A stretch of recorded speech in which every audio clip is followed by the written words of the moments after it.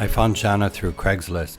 When she contacted me, she said she'd be traveling to Vietnam from Russia for 3 months with her boyfriend, which worked out great, since he ended up being my assistant.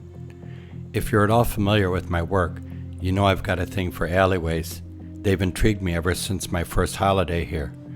I suppose it's because you can get lost in them and never know what you'll find. The downside is they're so narrow, it's often cramped to set up your gear.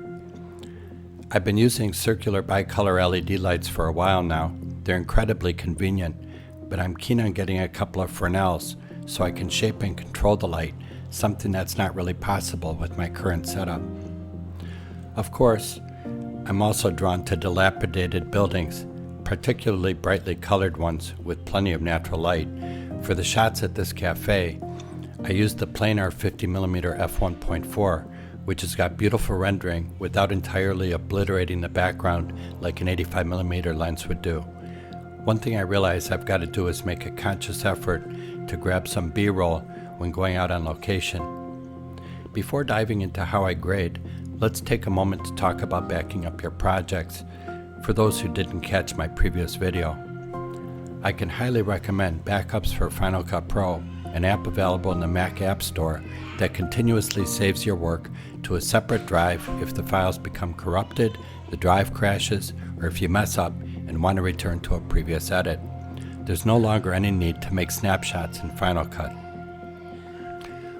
What you'll want to do whenever you start a new project is to go to the control panel, name your project, identify the folder where it's located, and choose a different destination drive for the backups.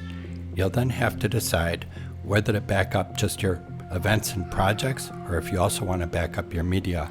I suggest selecting the second option. Otherwise, when initiating a recovery, you run the risk of having to relink audio files and other media associated with your project. When it comes to how frequently the app saves your work, I prefer every 2 minutes, but you can also manually take a snapshot and label it at any time for quick reference. Clicking on the film strip icon reveals all the backups from which you can restore your project. Because I back up so frequently, there are dozens or even hundreds to choose from. I already ended up restoring my project once since beginning to work on this video, since I didn't like the way my edit was turning out.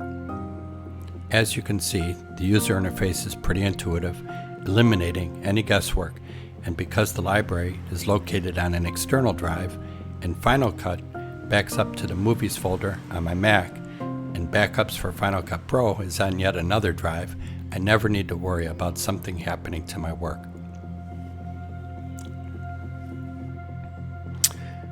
The clips I shared in the intro were all shot with the Sony a7 III, Picture Profile 1, Cine 2.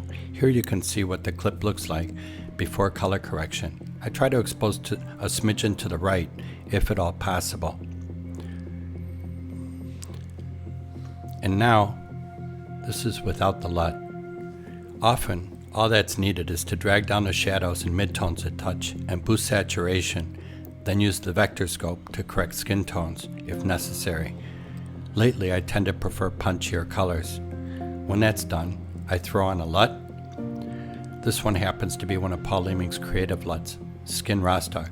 Now let's take a look at a few of Paul Leeming's other creative LUTs. Skin Solo is nice for a contrastier look. Desert Sun opens up the shadows here.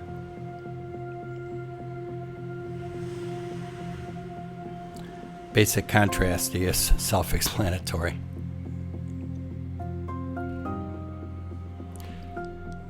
Faded film looks like it adds some film grain, but I'm not really sure.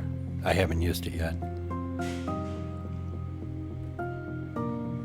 And lastly, here's Skin Lomo. Okay, give me a second to find my original LUT. I've got way too many LUTs. Because I've set the intensity to 42%, the differences between the different LUTs I showed you aren't all super dramatic. There are around a dozen or so Leeming LUTs, and they're all free when you purchase any corrective LUT from Paul Leeming's website. For these clips shot at the Saigon Zoo using Sony's 85mm f1.8 lens, I wanted to preserve the lightness and transparency, so I merely pulled down the shadows a bit without boosting saturation or adding any creative LUTs in post.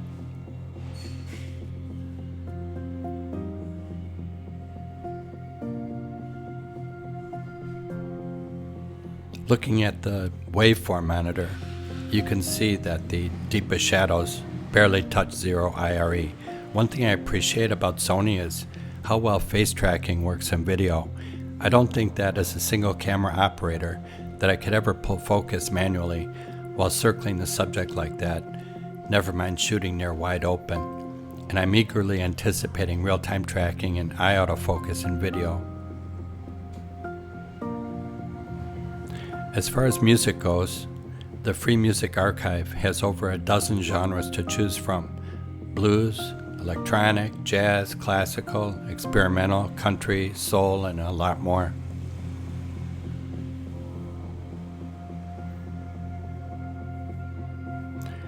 You can sample any one of the thousands of tracks, most of which, as the name implies, are free. As most of the selections are Creative Commons license, they're free for non-commercial purposes only, but you've got to remember to give the artist attribution, and of course, you're always welcome to make a contribution to the musician. That concludes the second in our series of videos talking about how I shoot and edit. If you found this video helpful, please hit the like button, and if you'd like to watch more content like this in the future, please consider subscribing.